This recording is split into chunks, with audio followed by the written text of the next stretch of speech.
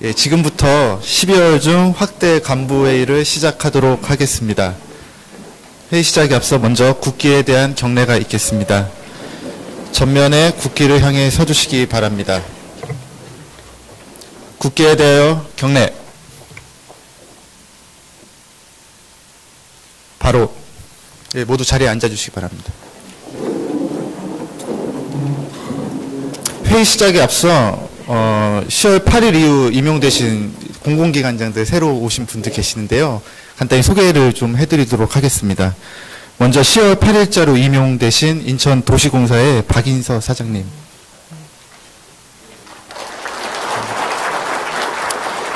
그 다음 10월 17일자로 임용되신 인천연구원의 이용식 원장님 계십니다. 그 다음 12월 1일자로 임명되신 인천 스마트시티 주식회사 성기욱 대표이사님이십니다. 지난 10월 8일날 인천관광공사 민민홍 사장님 임명되셨는데 오늘 출장 관계로 참석 못하신 점 알려드립니다. 예, 다음은 유공자에 대한 시상이 있겠습니다. 시장님과 수상자께서는 무대 앞으로 나와주시기 바랍니다.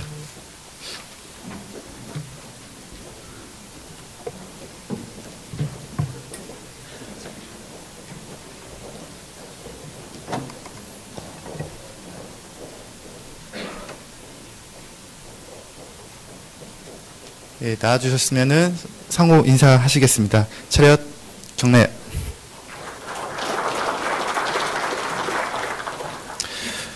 예, 표창장, 인천문화재보존사업단 단장 윤용환. 귀하는 문화유산 보호를 통하여 국가사회 발전에 이바지한 공로가 크므로 이에 표창합니다. 2018년 12월 6일 대통령 문재인 대독.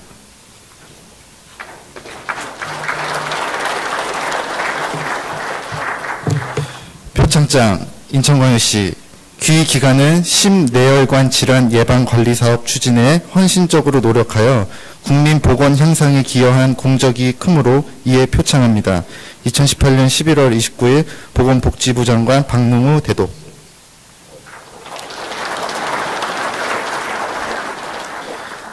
표창장, 인천광역시 도시경관과 귀 기관은 국제 행사인 통계, 지식, 정책에 관한 제6차 OECD 세계포럼의 전시회에 참여하여 포럼의 품격을 높이고 국격 향상에 기여한 공로가 크므로 이에 표창합니다. 2018년 11월 29일 통계청장 강신욱 대독.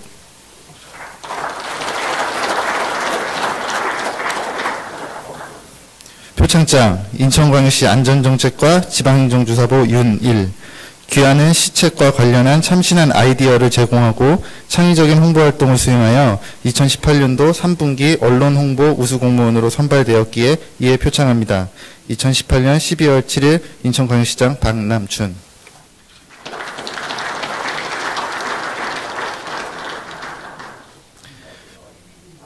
표창장, 한국이용사회 인천광역시 서부지의 양재형. 귀하께서는 남다른 애양심과 숭고한 봉사정신으로 지역사회 발전에 솔선 참여하였을 뿐만 아니라 공중위생수준 향상에 기여한 공이 크므로 이에 표창합니다. 2018년 12월 7일 인천광역시장 박남춘.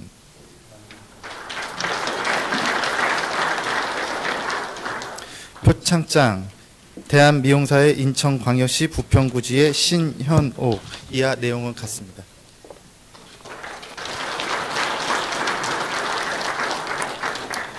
표창장, 대한미용사회 인천광역시 미추홀지구지의 변성수. 이하 내용은 같습니다.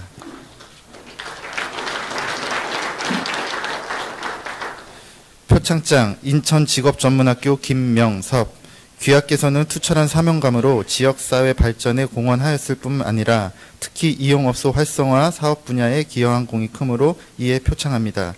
2018년 12월 7일 인천광역시장 박남춘.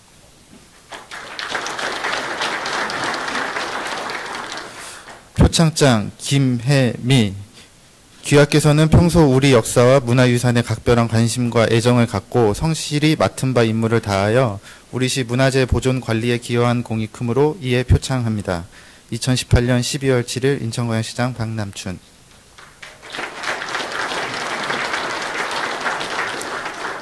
표창장, 최윤정. 귀하께서는 평소 남다른 애양심으로 인천시 발전에 기여한 공이 크며 제3회 문화학산 음악회의 성공적인 개최를 위해 각별한 관심과 애정을 갖고 성실히 맡은 바 임무를 다하여 행사가 성공적으로 치러질 수 있도록 노력하신 공이 크므로 이에 표창합니다. 2018년 12월 7일 인천광역시장 박남춘.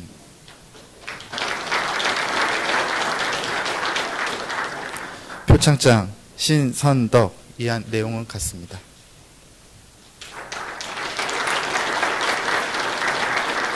이상으로 시상은 마치고요. 혹시 꽃다발 준비하신 분들 계시면은 꽃다발 전달해 주시고 같이 사진 찍도록 하겠습니다.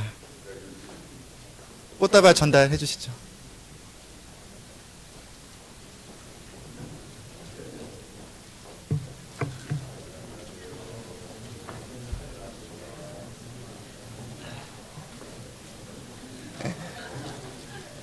꽃들 다 받았으면 다 같이 기념 촬영 하도록 하겠습니다.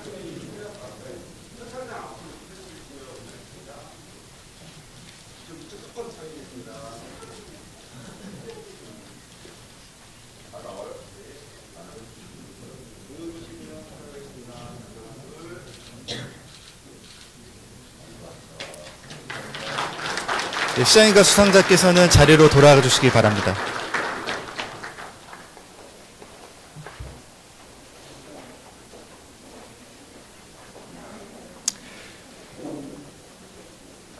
다음은 지난 10월에 우리가 바라는 인천 만들기라는 주제로 공직문화 워크숍을 개최하였는데요. 그 결과에 대해서 김지영 인사과장으로부터 자막한 발표를 듣도록 하겠습니다. 이런 기회들을 통해서 서로가 서로를 이해하는 자리도 되고 좀 이렇게 문제 제기도 하고 바꾸려고 하는 그런 문화가 너무 약한 거 아니에요. 와서 이렇게 바라봅니다. 이제 여기서 오늘은 못 빠져나가겠구나 한데 가서 그냥 좀 기회들을 통해서 서로가 서로를 이해하는 자리도 되고 좀 이렇게 문제 제기도 하고 바꾸려고 하는 그런 문화가 너무 약한 거 아니에요. 와서 이렇게 바라봅니다.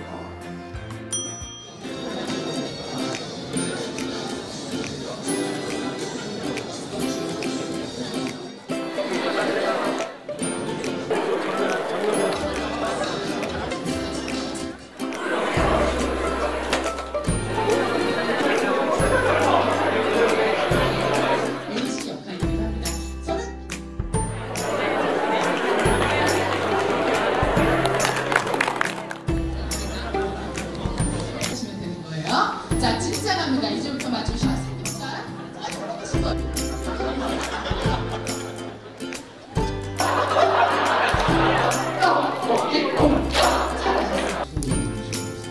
그래서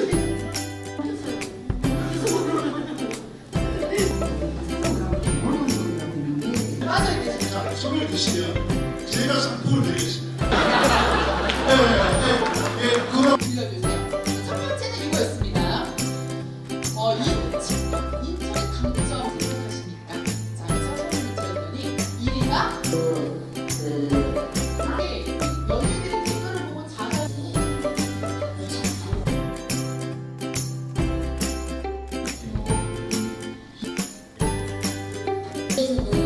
장애인분들도 계시고 공부에 계신 분들이 사실 그러나 오늘 뭐 3시간이라는 시간이 또 압축적으로 잘 됐으면 좋겠어요. 제가 이 자리를 좀 주문했던 이유는 아까도 말씀하셨지만 너무 좀 스스로들이 좀 변하려고 하고 스스로들이 좀 이렇게 문제 제기도 하고 바꾸려고 하는 그런 문화가 너무 약한 거 아니에요. 와서 이렇게 바라봅니다.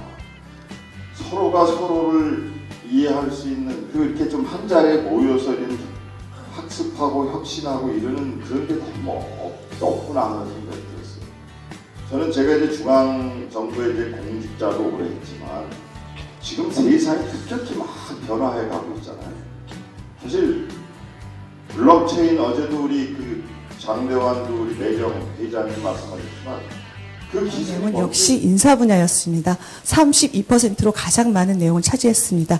그 다음에 시정 일반, 일하는 방식, 복지, 복무, 소통평가의 순으로 나타났습니다. 그럼 제안된 의견을 분야별로 살펴보겠습니다. 먼저 인사 분야입니다. 인사 분야는 인사 운영이 40%로 가장 많이 나왔고, 그 다음에 업무 성과, 승진, 정보, 역량평가 등에 대한 내용이 나왔습니다. 가장 많이 나온 인사 운영은 역시 인사 기준에 대한 내용이 120건으로 가장 많이 나왔습니다. 그 외에 휴직에 대한 내용이 나왔습니다. 업무 성과에서는 관심이 많은 포상과 금평, 성과급에 대한 내용이 나왔고, 승진 부분에 있어서는 승진 기준, 단면평가의 개선에 대한 내용이 나왔습니다. 정보에서는 정보 이력 관리와 경무 기피 부서에 대한 인센티브 강화, 그다음에 교육을 중심으로 하는 역량 강화 등의 내용이 나왔습니다. 인사 분야에 대한 내용을 한번 살펴보겠습니다.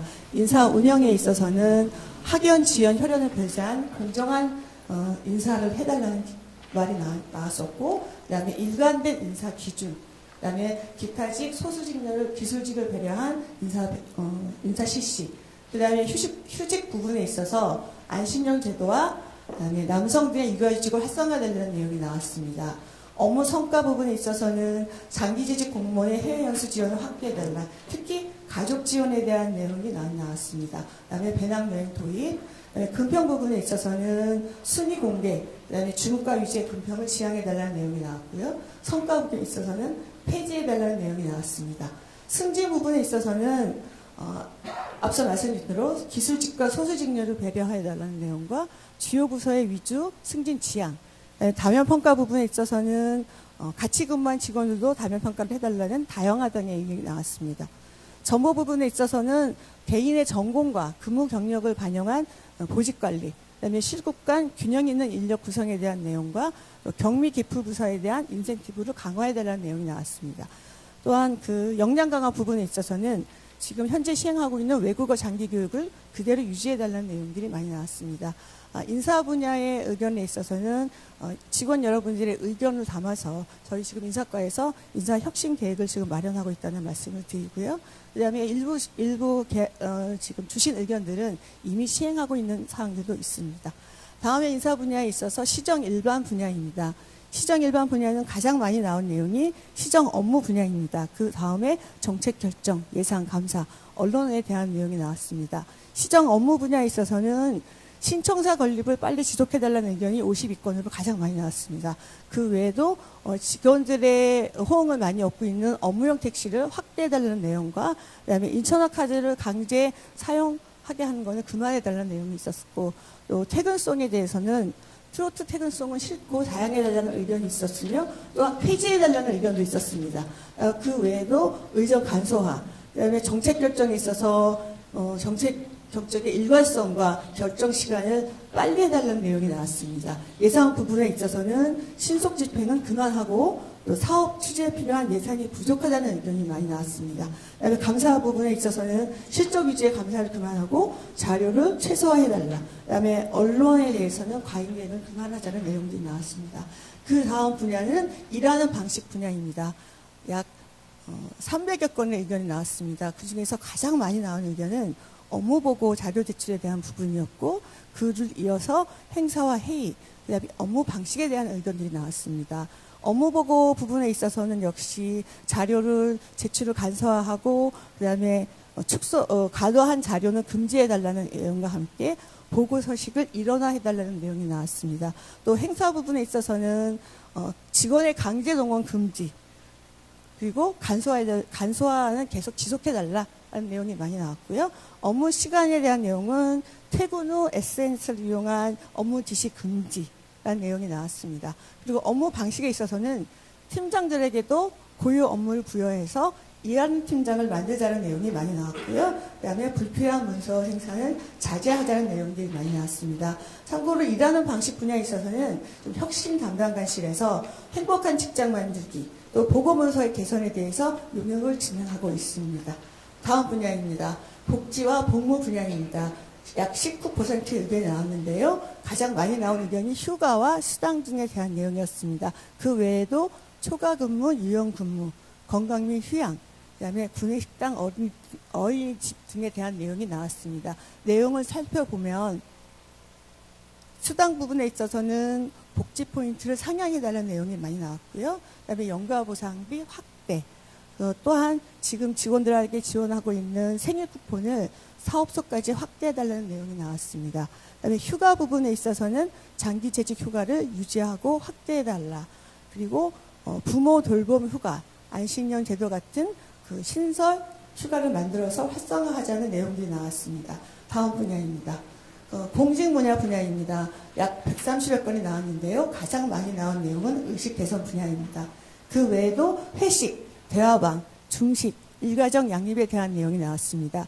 의식 개선 부분에 있어서는 직장 생활을 함에 있어서 직위를 이용한 갑질 금지, 그 다음에 민주적인 관계로 일하는 분위기, 그 다음에 일하는 직원이 우대받는 분위기를 조성해달라는 내용이 많이 나왔습니다.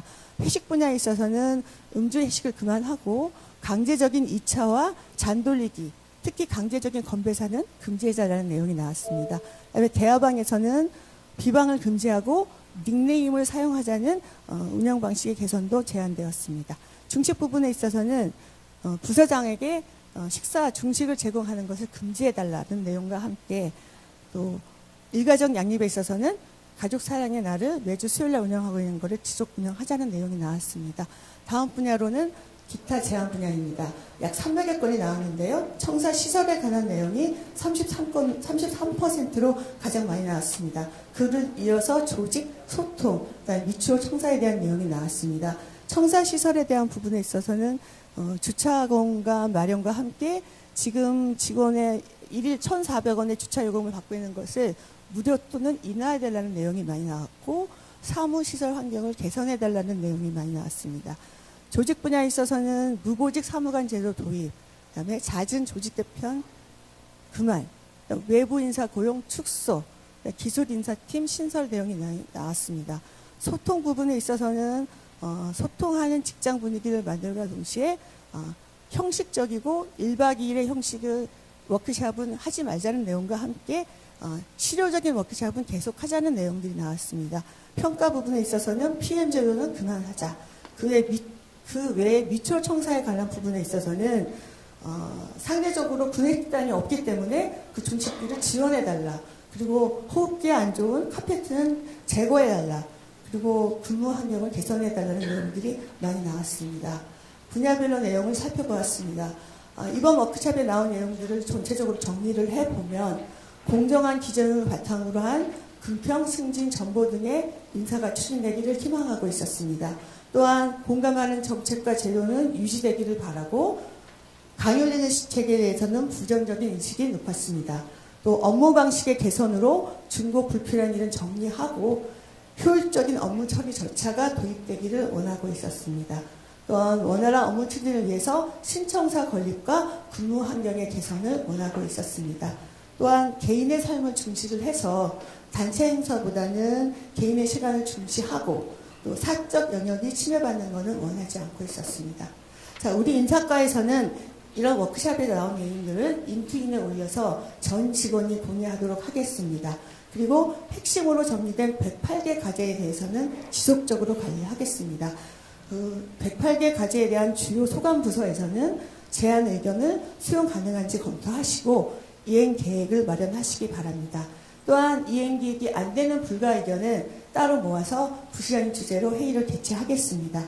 또한 전 부서에서도 직원의 워크숍 의견들을 반영하시고 또 직원들하고 소통하는 분위기를 만들고 우리 스스로 보다 나은 공직 문화가 개선되도록 노력해야겠습니다.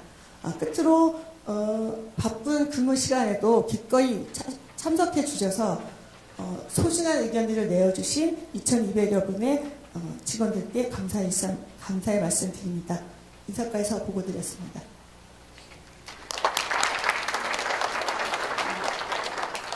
네, 이상으로 인사과장의 그 공직문화 워크숍 결과 보고에 대해서 보고를 마치겠고요. 다음은 저희가 인천 산업의 그 실태와 미래에 대해서 보고를 듣고 어떻게 준비할 것인가에 대한 집중 토론의 시간을 마련을 했습니다. 그래서 외부 전문가님들을 좀 모셨는데요. 그래서 인천연구원의 윤석진 연구원님, 그리고 서복만 연구위원, 한국은행 김현정 인천본부장님, 인천경제산업정보 테크노파크 강승우 전략실장님 모시고요. 그 집중 토론 시간 갖도록 하겠습니다. 먼저 인천연구원의 윤석진 연구원님으로부터 주제 발표를 듣도록 하겠습니다.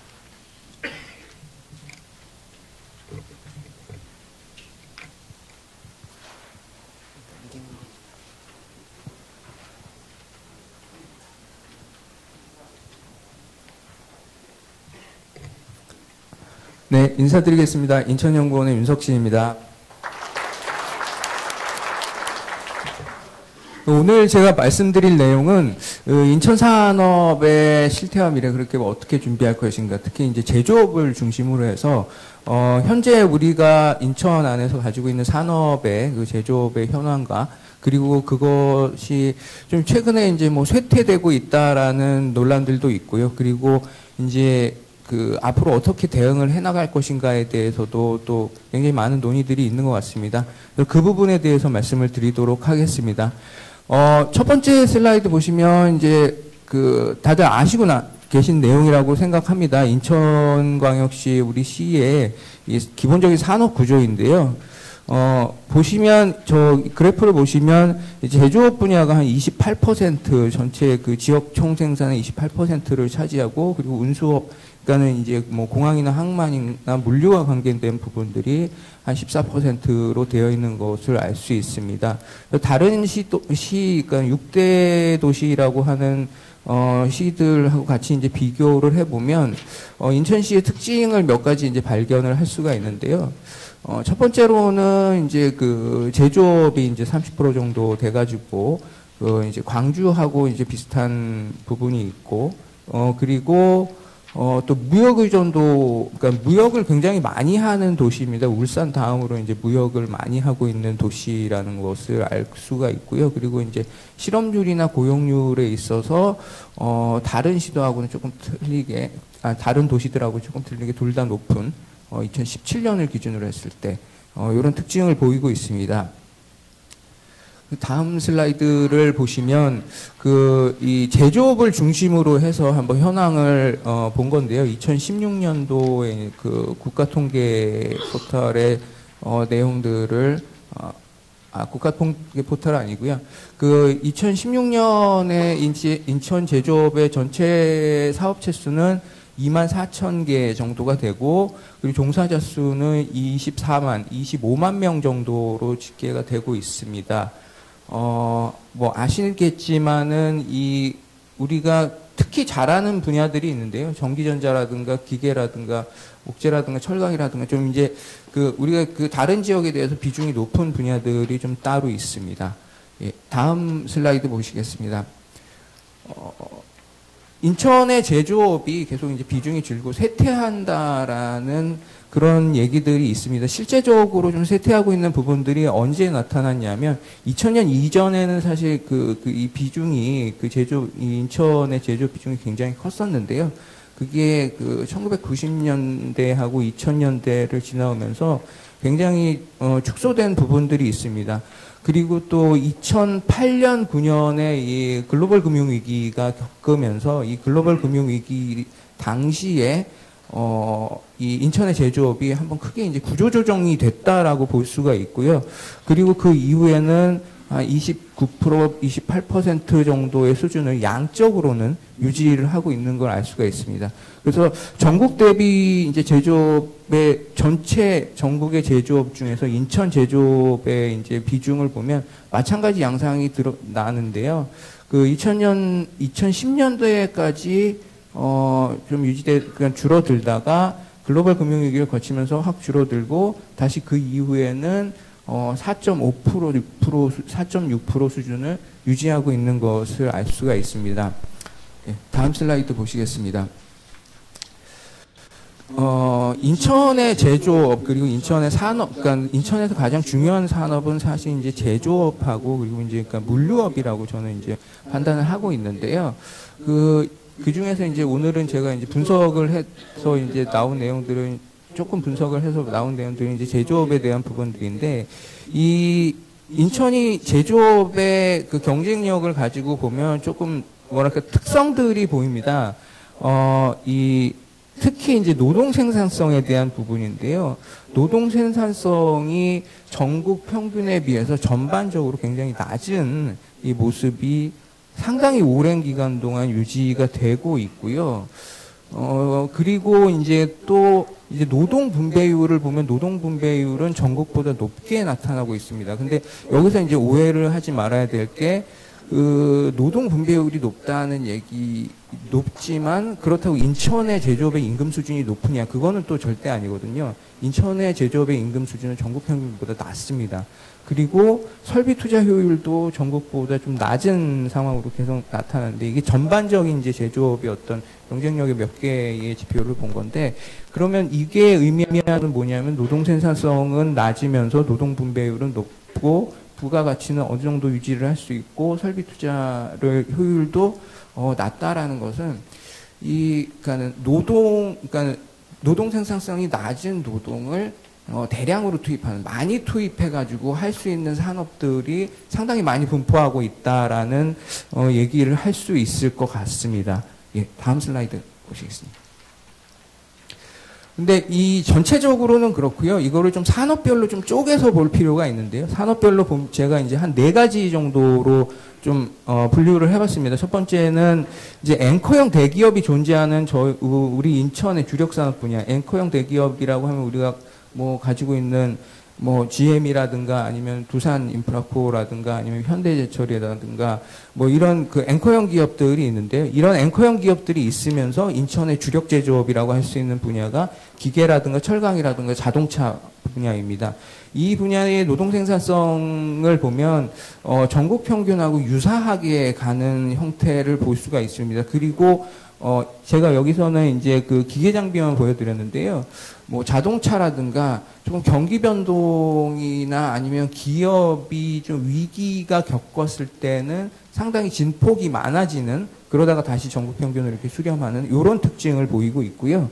그리고 앵커형 대기업이 없는 주력 분야가 있습니다. 전자 부품이라든가 금속 가공이라든가 우리 뿌리 산업 굉장히 그 기반이 많은데 이 부분 같은 경우에는 인천의 노동 생산성이 전국의 노동 생산성에 비해서 상당히 낮은 이런 특징을 보이고 있습니다. 아마 이 전체적으로 봤을 때의 노동 생산성이 낮게 나타난 것은 이 부분의 비중에 의한 것이 아닐까라고 저는 생각을 하고 있고요.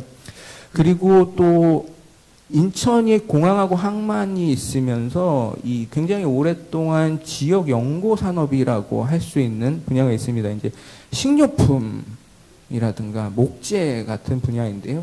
이 부분 같은 경우에는 사실 저희 인천 안에서 그러니까 굉장히 오랫동안 존재해 왔고 많은 기여를 했지만 그다지 주목은 받지 못했지만 사실 뜯어보면 전국보다 확실히 이제 그 노동 생산성 측면에서 이제 경쟁력이라든가 이런 것들이 있는 것으로 나타나고 있습니다.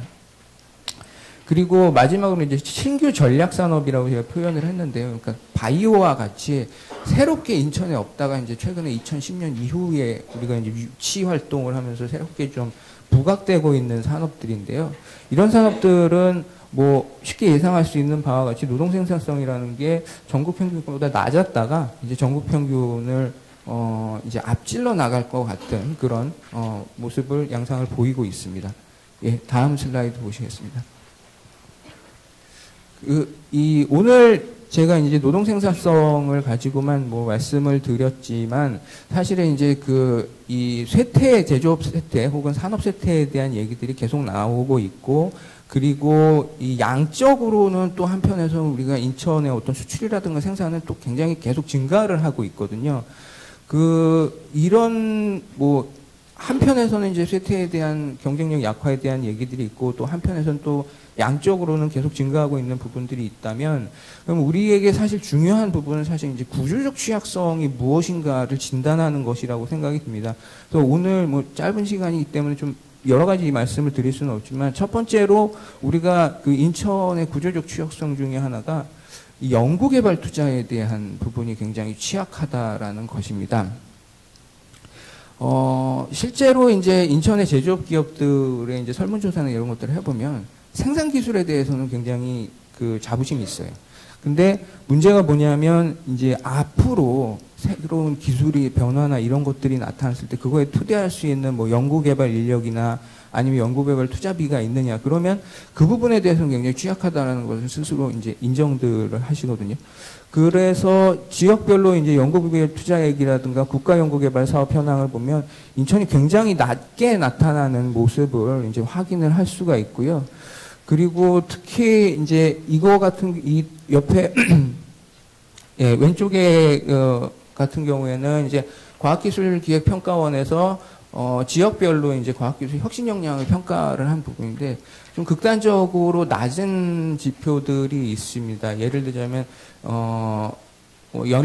동일 연령형 대비에 이제 이공계 박사 졸업생의 비중이라든가 전국 최하위 수준이고 그리고 GRDP에 대비해서 적인 부분들이 있습니다. 옛날에는 이제 바이오라든가 아니면 반도체 같은 것들이 존재 좀 합의거나 아예 없었는데 이 부분들은 이제 투자 유치를 하면서 앵커기업들에 의해서 좀 우리 인천시의 성과라고 볼 수 있는 부분도 있고요. 그리고 또 한 가지 이제 무역과 관련해서 특징이 해외 수출 구조가 이 과거에는 좀 그 교역 대상 국가들이 좀 고르게 분포를 했었습니다. 근데 최근 몇 년간 이제 몇 개 국가를 중심으로 좀 집중되는 경향이 나타나고 있는데요. 한 몇 년 전까지만 해도 중국 수출 같은 경우에는 한 15% 수준이었는데 지금 25% 중국 수출이 최고로 많은데 그리고 그 다음에 미국 그리고 이제 올해 제가 알기로는 베트남 작년인가 올해 이제 세 번째로 이제 베트남 이렇게 세 개가 올라오고 있는데 이런 수출에 그러니까 몇 개 국가에 집중되는 수출의 구조라는 것이 가지고 있는 특징이 있습니다. 첫 번째로는 고수익이 가능하다라는 건데 그 국가들이 이제 화랑이고 그 국가들이 잘 나가면 굉장히 고수익을 낼 수가 있는데 또 한편으로는 그런 특정 국가들과의 분쟁이나 뭐 이제 중앙정부 단위에서 분쟁이 생기거나 그런 나라들의 문제가 생기면 우리가 또 급격하게 떨어지게 되는 거죠. 그런 이제 취약성이 발생하고 있는 마찬가지로 몇 개 대기업이 주도하는 것과 마찬가지로 몇 개 국가에 집중되는 것에 위험이 있습니다. 그래서 이제 무역다각화에 대한 얘기들을 계속 할 수밖에 없는 이유인데 우리는 조금 추세 자체가 지금 현재 반대로 가고 있습니다.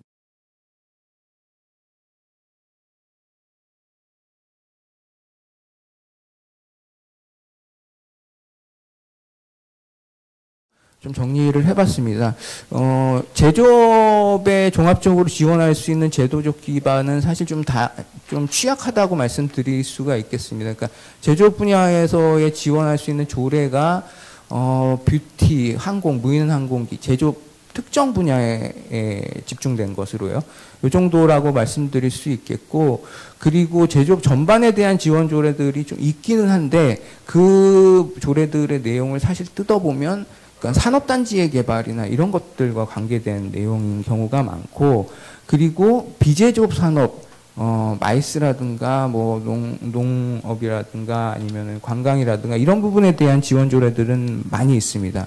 근데 이거는 우리가 이제 기존에 이제 서비스업 분야가 워낙 취약하다 보니 그것을 육성하기 위해서 이제 조례들의 구조가 그렇게 된 것이라고 이해를 할 수가 있고요. 그리고 각 부서나 수행기관들이 다양하게 이제 산업 육성 계획들을 수립을 하고 있는데, 사실 또 문제가 뭐냐면 이게 어떤 위계나 어떤 연계가 있는지에 대해서는 사실 잘 모르는 부분이 있습니다. 이게 좀 정리가 잘 안 되고 있는 부분들이 있고요.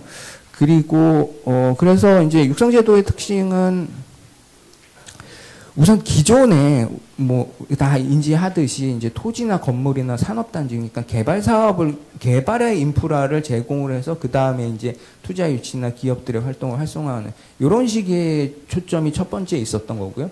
그리고 두 번째로는 이 중앙정부가 신성장 산업으로 규정하는 분야에 맞춰서 좀 정책적인 관심이 계속 왔다 갔다 한 부분들도 있습니다. 그리고 주력 제조업의 분야별 육성 계획이 아니라 좀 개별 기업, 그러니까 기업 지원 사업으로 보자면 분야별로 주력 제조업 같은 경우에는 이제 그 뭐 자동차면 자동차, 아니면은 뭐 이제 뭐 기계면 기계, 이런 것에 그러니까 산업별의 어떤 좀 체계적인 계획이 있다기보다는 개별 기업에 대한 지원 사업 중심으로 지금까지 이루어졌던 부분이 있습니다.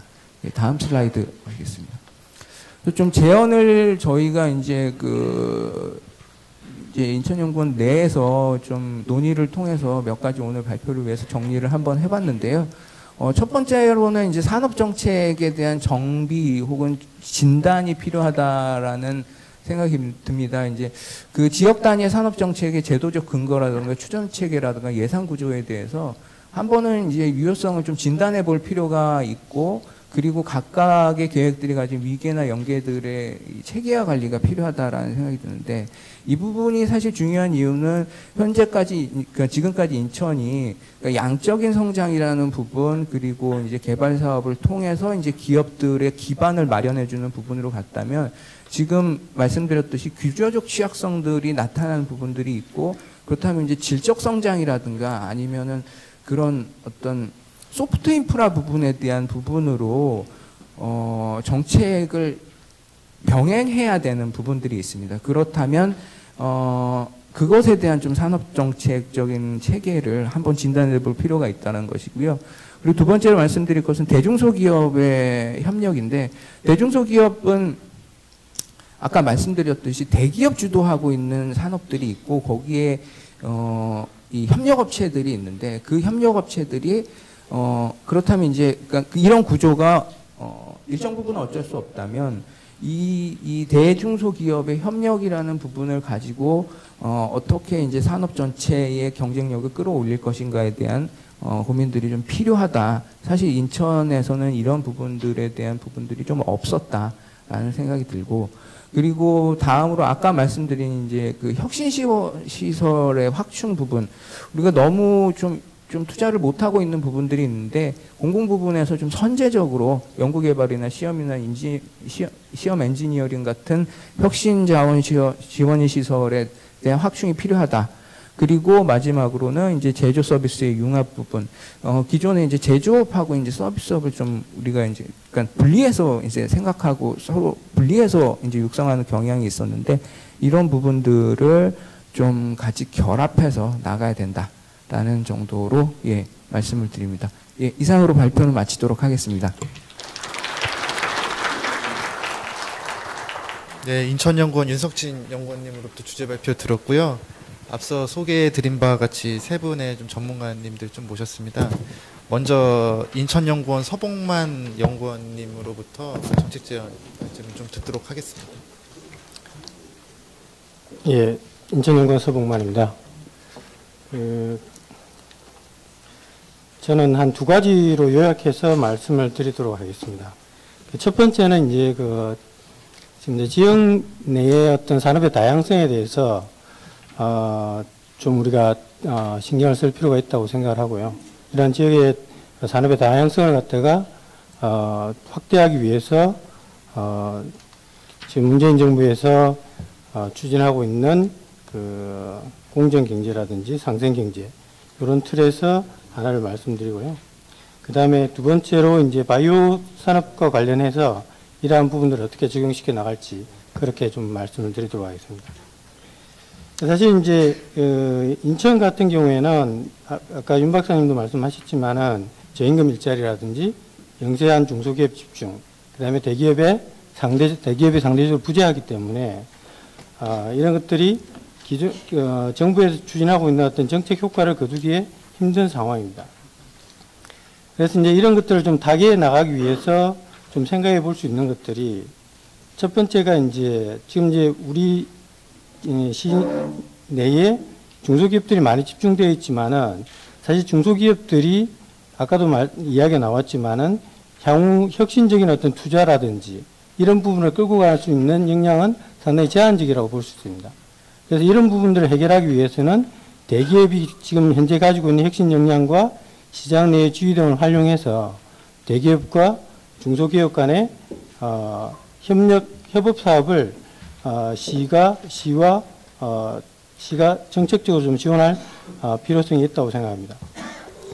그리고 단순히 이제 그 대기업과 중소기업 간의 어떤 협업 사업을 추진하기 위해서는 단순히 그게 뭐 조례라든지 어떤 뭐 정치적인 담론을 통해서 이렇게 강조만 하기보다는 강조만 한다고 그게 되는 것이 아니라 혁신 지원 기관들의 지원이 있어야 그런 그 대기업과 중소기업 간의 어떤 협업이 효과를 낼 수 있을 거라고 생각이 듭니다. 두 번째로 좀 말씀드리고 싶은 것은 그 경제자유구역이 설치되고 나서 상당히 많은 외국 기업의 투자가 유치가 되고 있습니다. 그런데 이제 그 외국 투자 기업의 유치 실적 자체는 상당히 양호한 것으로 나타나고 있고요. 근데 이제 지금 이제 그 경제청 자료에 의하면은 그 외국 투자 기업이 국내 기업과의 어떤 거래라든지 거래 실적의 이런 부분들이 인천 자체 지역 내로는 이게 2014, 5년 자료인데요. 인천 자체 내에 12.4%, 인천 외부의 국내가 12.7%입니다. 두 개 합쳐도 한 25.1% 정도에 그치고 있습니다. 그래서 이제 이런 부분들을 이제 고려를 한다면은, 물론 이런 부분들은 지금 유치된 지 시간이 얼마 지나지 않았고, 시간이 지나면서 이런 부분을 확대가 될 수 있을 거라고 생각이 듭니다. 그렇지만 이제 그 외국인 투자기업 유치 시에 지역 연계 효과라든지 이런 부분과 연동한 인센티브를 제공하는 이런 것들을 좀 진행하면 좋겠다고 생각합니다. 제가 앞에 말씀드린 이런 이제 두 가지 것들을 통해서 우리가 신경을 써야 될 부분들이 뭐냐 그러면은 지역 내에서의 어떤 그 다양성, 그 다양성 중에서도 이제 연관 다양성이라는 개념이 있습니다. 그 우리가 이제 항공산업이라든지 그 바이오 산업, 농업, 뭐 광업 이런 식으로 연관성이 적은 산업들을 많이 유치한다고 해서 지역 내에 어떤 혁신 역량이라든지 역동성이 강화되기는 상당히 힘든 상황입니다. 그래서 특정한 분야, 주력 산업 분야에 우리가 힘을 쓸 수 있는 주력으로 육성하고 있는 바이오라든지 아니면 몇 개의 분야에 대해서는 상당히 그 지역, 그 산업 내부의 다양한 분야에 적정 정도의 산업들이 유치되고 육성되어야만이 지역 내에서의 역동성이 강화될 수 있다고 생각합니다. 그래서 이런 그 지역 내 연관 다양성에 대해서 좀 세밀하게 좀 관심을 가져야 될 것 같고요. 그 이것과 관련해서 제가 뭐 좋은 소식과 나쁜 소식을 말씀을 드리면은 일단 좋은 소식은 우리 인천시의 남동구라든지 서구라든지 이런 지역들은 지금 현재로도 전국적으로 봐도 기초자치단체 수준에서 10위 안에 들 정도로 연관 다양성이 높은 수준입니다. 그런데 이제 나쁜 소식은 뭐냐 그러면은 이 수치가 2004년에는 서울의 구로구라든지 성남시보다도 훨씬 높은 수준이었습니다. 근데 2014년 자료를 보면은 남동구와 서구가 여전히 높은 수치를 가지고는 있지만은 구로구와 성남시에 역전을 당했습니다.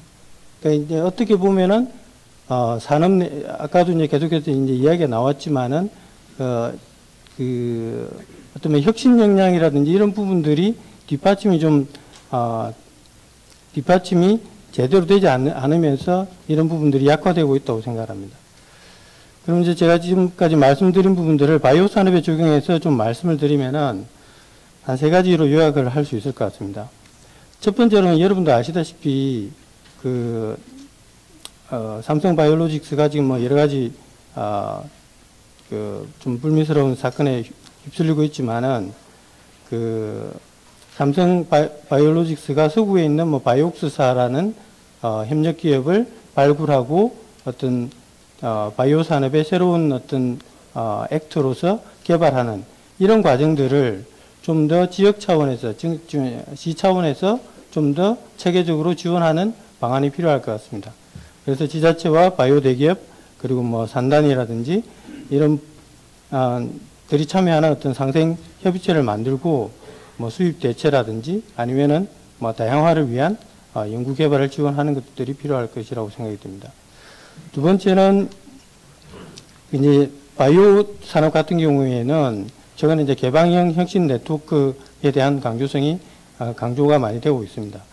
이제 지역 중소 업체들이 대기업과 협력할 수 있는 기회를 부여하고 그 다음에 공동 연구 개발 사업을 촉진할 수 있도록 좀 환경을 조성해야 되는데 지금 이제 아이패드 같은 경우에는 뭐 바이오 클러스터라든지 공간의 확대라든지 이런 부분들을 많이 지금 정책적으로 많이 제안을 하고 계신데 이런 부분들에 뭐 이런 그 경제청에서의 그 부지 제공이라든지 이런 그 인센티브를 통해서 중소 바이오 대기업과 공동 연구를 진행할 수 있는 중소 중견기업을 유치 내지는 육성하는 작업들이 필요할 것 같습니다. 그리고 다시 이제 돌아가서 아까도 말씀드린 거 협의체 이야기인데요. 그 이제 산업별로 어떻게 보면은 좀 다양한 그 이해 관계자들이 있습니다. 그 바이오 산업만 하더라도 TP도 있고 그 시도 있고 그 다음에 그 경제청도 있고 그 이런 상황들의 그 많은 주체들이 있고 다양한 사업들이 제한이 되고 있는데요. 이 사업들 간의 어떤 코디네이션이 상당히 약한 실정이라고 볼 수 있습니다. 그래서 예를 들면은 지난번에 이제 기재부에서 왔을 때 저희들이 그 바이오 공정 전문 인력 양성센터 사업에 대해서 이제 발표를 했을 때 가장 크게 문제를 지적을 받은 내용이 사업 내용에 대해서 안이 만들어지고 대략적인 사업의 추진 내용이 정해졌는데 실제로 그 사업이 추진을 하기 위한 그 후속 작업으로서 누가 어떤 방식으로 어떻게 참여할지에 대한 구체적인 실행 방안이 수립되는 것들이 좀 늦어지고 있으니까 실제로 중앙정부에서 봤을 때 이런 사업들이 좋은 아이디어고 필요한 사업이라는 데 대한 공감을 하고 있지만은 이런 것들이 실질적으로 중앙정부에 좀 더 강력하게 어필하는 데는 좀 부족한 면이 있지 않았나 이렇게 생각이 듭니다. 그래서 좀 요약을 드리면은 아까 윤석진 박사도 말했지만은 우리가 예전보다는 조금 약화되고 있고 위기의식을 가져야 되는 상황은 맞지만은 아직까지 그렇게 늦지는 않았고 우리가 할 수 있는 방안들이라든지 구체적인 안들은 충분히 지역 차원에서 제시될 수 있는 상황이라고 생각됩니다. 이상입니다. 네, 다음은 저희 한국은행에서 와주셨는데요. 김현정 인천본부장님 말씀 듣도록 하겠습니다. 안녕하세요. 한국은행 인천본부 본부장 김현정입니다. 먼저 시장님께서 주재하신 확대 간부에 초청해 주셔서 너무 감사드리고요. 오늘 발표 자료도 잘 들었습니다. 그 발표 자료는 그 인천경제 산업구조 그리고 혁신 역량의 현 주소에 대해서 잘 보여주고 있다고 생각됩니다. 실은 오늘 2시부터 그 한국은행 인천본부 주최로 지역경제 세미나가 인천경제 혁신성장을 위한 정책까지로 이제 열립니다. 사실 이 주제와 바로 연결이 된다 하겠습니다. 그래서 발표 자료에서도 이제 나와 있듯이 인천은 그 인풋인 혁신 자원은 물론이고 아웃풋인 혁신 성과도 전국 최하위권인 것으로 이제 평가가 되고 있는데 사실 오늘 발표되는 논문 중 하나도 그 특허인용 데이터를 이용해서 사회망 분석을 통해서 인천 지역 그 혁신 역량을 질적인 지표를 통해서 좀 그 엄밀하게 평가하였습니다. 결론은 대동소이하고요. 즉 인천 지역 그 혁신 활동 결과의 퀄리티와 활용도가 그리 높지 않다는 것입니다. 근데 인천은 이제 잘 아시다시피 우리나라 대표적인 무역 관문의 하나고 경제 자유구역이 위치해서 그 해외로부터 유수 기업이나 연구기관 또 우수 인력이 유입될 수 있는 기반이 갖추어져 있음에도 불구하고 여전히 혁신 역량이 부진하다는 것은 관련 제도 정책 등의 재정비를 요구한다고 생각합니다. 특히 현재와 같이 그 글로벌 기술 패러다임이나 산업 지평이 그 4차 산업혁명에 따라 지속적으로 바뀌고 있고 인천의 주력 제조업이 국제 경쟁력을 빠르게 잃어가고 있다는 점을 감안할 때 더욱 그렇습니다. 임 박사께서는 이제 아직 괜찮다 하셨는데 사실 그 총량적인 면에서는 괜찮습니다. 생산 같은 경우는 전국보다 높은데요. 수출은 약간 부진하고요. 그렇지만 업종별로 뜯어보면 2018년 들어와서 반도체 바이오를 제외하면 모두 생산이 마이너스입니다. 그래서 저는 좀 우려스럽게 생각하고 있고요. 그리고 또 발표 자료에서는 그 지역 산업 정책 현황에 대해서 잘 얘기해 주셨습니다. 지금 몇 가지 요약하면 이제 중앙정부 산업 정책을 좀 수동적으로 받아들이고 있는 것 같다. 그리고 산업별 기능별로 이제 다양한 육성 계획이 있지만 파편적이고 연계성이 약하다. 그리고 추진 주체도 제각각이고 제각각이다. 그리고 좀 비효율적인 면이 있다라고 말씀하셨고, 그리고 정책 집행 과정에 대한 체계적 관리, 지속 정도 미비하다 말씀하셨습니다. 요컨대 그 좀 종합적인 산업 정책 체계가 좀 없는 거 아닌가 이런 말씀하셨고, 다른 자리에서도 그런 지역들을 지역 산업 정책에 대해서 많이 듣는 것 같습니다. 그래서 저도 지역 실정에 맞는 산업 정책을 종합적, 체계적으로 이제 새롭게 좀 정립할 필요가 있다 이런 생각을 하고 있는 사람 중에 하나고요. 그렇지만 오늘 발표된 것이 이제 제조업 중심인데요. 저는 조금 다른 관점을 좀 제시하고자 하고, 새로운 정책 방향 제시를 위해서 해외 사례를 몇 개 이제 소개를 해드리고자 합니다. 제가 이제 인천본부 오기 전에 이제 한국은행 지역협력실이라고 있습니다. 거기에 실장으로 있었는데요. 지역협력실은 그 분기마다 지역 경제 보고서를 내는 곳입니다. 거기에 이제 보면은 매 호마다 2편씩 그 국외 지역 발전 사례가 실립니다. 그 사례들은 우리 한국은행 국외사무소 직원들이 발로 이제 현장 발굴을 직접 해서 사례들을 발굴해서 이제 거기 실리는 내용인데요. 그 중에서 제가 좀 아직 뭐 인천이 그 정도까지 위기 상황은 아니지만 미리 준비하면 좋겠다 이런 생각이 들고, 그 발전 방향이 좀 그런 방향이면 적합하겠다 이런 사례들을 한 3가지 정도 뽑아서 말씀드리고자 합니다. 그 2개는 영국 맨체스터하고 리버풀이고요. 하나는 이제 미국의 중소도시인 피오리아라는 곳입니다. 맨체스터는 그 한마디로 말씀드리면은 도시 재생 사업을 통해서 제조업, 공업 도시에서 서비스 도시로 이제 재탄생에 성공한 그런 도시입니다. 영국에서 6번째로 큰 도시고요. 꽤 큰 덩치인데도 불구하고 이런 그 도시의 어떤 변모라고 할까요? 여기에 성공을 했습니다. 맨체스터는 잘 아시겠지만 18세기 산업혁명기부터 기계 섬유 등 제조업과 무역업 중심 도시였는데 70년대부터 이제 뭐 석유파동, 노조 갈등, 그리고 일본 부상 등으로 이제 탈산업화, 인구 감소 등 쇠락의 길을 걷게 됩니다. 근데 80년대 중반부터 지방정부의 강력한 리더십과 정부 민간의 파트너십을 통해서 낙후된 여러 지역을 다양한 형태로 이제 개발하고 유망 서비스업을 적극 유치하는 도시 재생 사업을 추진해서 현재는 IT 기업, 대형 병원, 금융기관 등 다양한 고부가치 서비스업 도시로 재탄생됐습니다. 그래서 현재 기업 수가 2010년대 들어 2배 증가했고요. 인구도 상당히 많이 증가를 했습니다. 그리고 이제 그 과정에서 지어진 맨체스터 컨벤션 센터나 브리지워터 콘서트홀 같은 것들이 오히려 이제 시의 상징 문화가 돼서 과거 쇠락한 공업 도시보다는 상업 문화 도시로 탈바꿈에 성공을 했습니다. 물론 센트럴 비즈니스 파크나 사이언스 파크 조성에도 이제 게을리하지 않아서 첨단 산업 도시로도의 이미지가 굉장히 강해졌습니다. 그래서 한마디로 말씀드리면 과감한 그 도심 재생 사업을 통해서 도시 이미지를 쇠락한 공업 도시에서 상업 문화 도시, 또 첨단 산업 도시로 탈바꿈했습니다. 2번째 사례는 이제 리버풀인데요. 여기는 쇠락한 공업 도시에서 문화 도시로의 변신에 성공한 사례입니다. 리버풀은 좀 약간 인천과 비슷합니다. 잉글랜드 중서부 항구 도시고요. 18세기부터 무역업이 발달했고 1차 세계대전 후에는 제분, 정유, 제당 등 수입 원자재를 이용한 공업이 발달했으나 50년대 이후에 그 컨테이너 표준화, 선박 대형화 등에 적응하지 못하면서 쇠락했고요. 인구가 절반으로 감소하기도 했고 영국 정부, 특히 대처 정부가 완전히 포기할 정도로 그렇게까지 쇠락한 곳이었는데 1980년대부터 시정부와 시민들이 리버풀이 가진 아주 독특한 문화 콘텐츠, 여기가 이제 비틀즈의 고향이고요.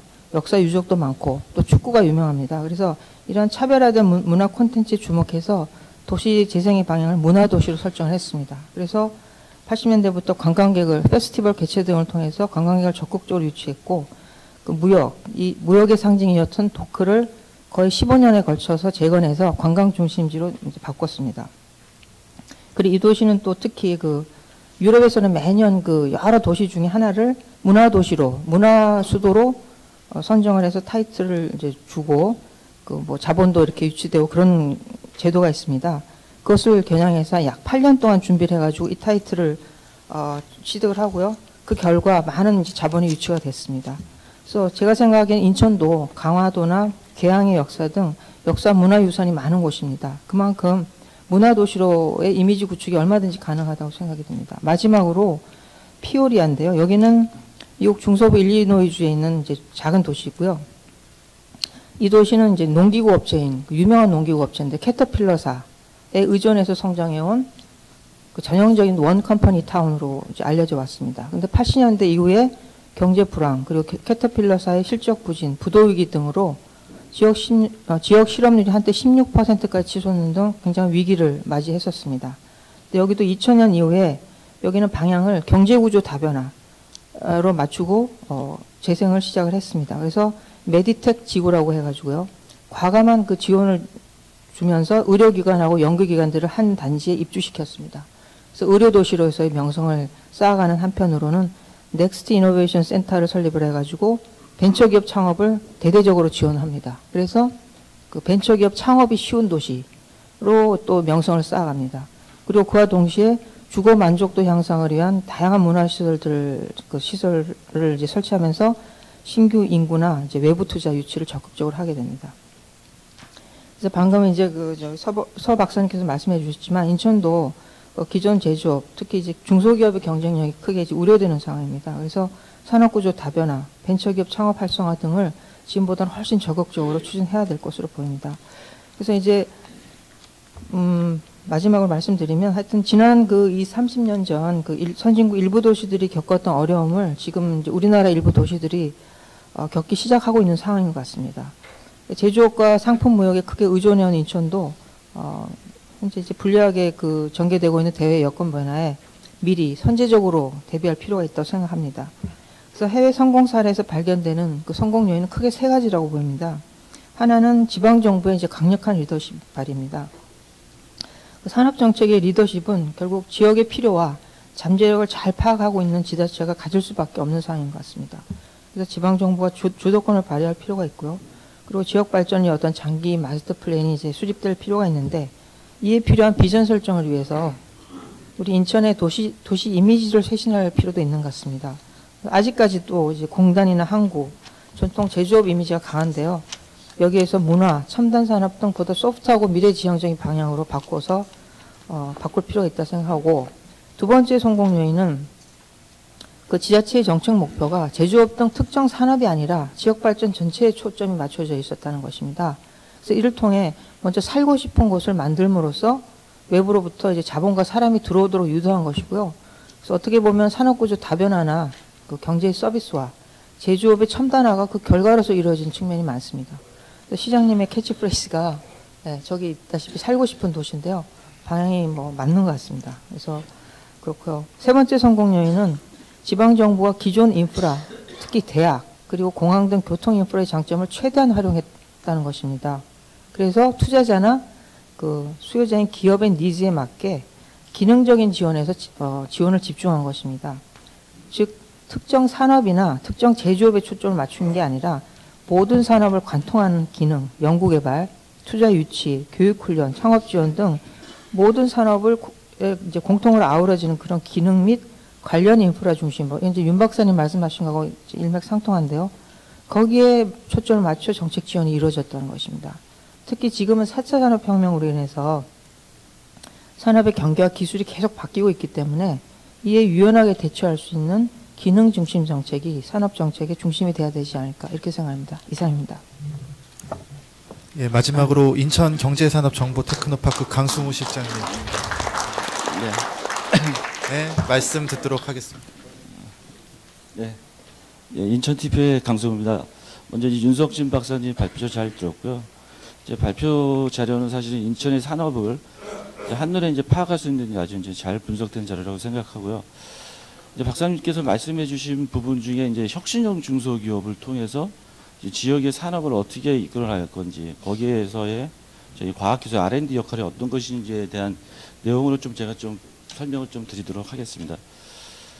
먼저 한 지역에서 먼저 한 산업을 참 육성한다는 게 참 결코 참 쉬운 일은 아닌 것 같습니다.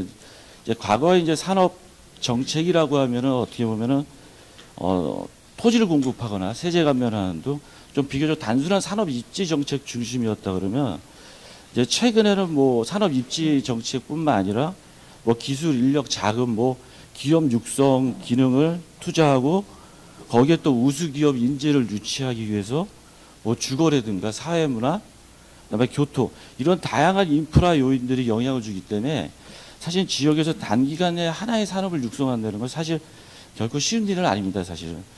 그래서 사실 어떻게 보면 산업 정책이 80년대 들어오면서 이제 한번 이제 패러다임이 이제 바뀌게 되는 게, 다 아시다시피 뭐 정보 기술이라든가 산업 기술들이 이제 발달을 하고, 그에 따라서 소비자 니즈도 이제 다양해지면서 기존의 산업 입지 정책의 대기업 주도의 어떤 소품종 다량 방식의 이제 대응력이 이제 미흡해진 거죠.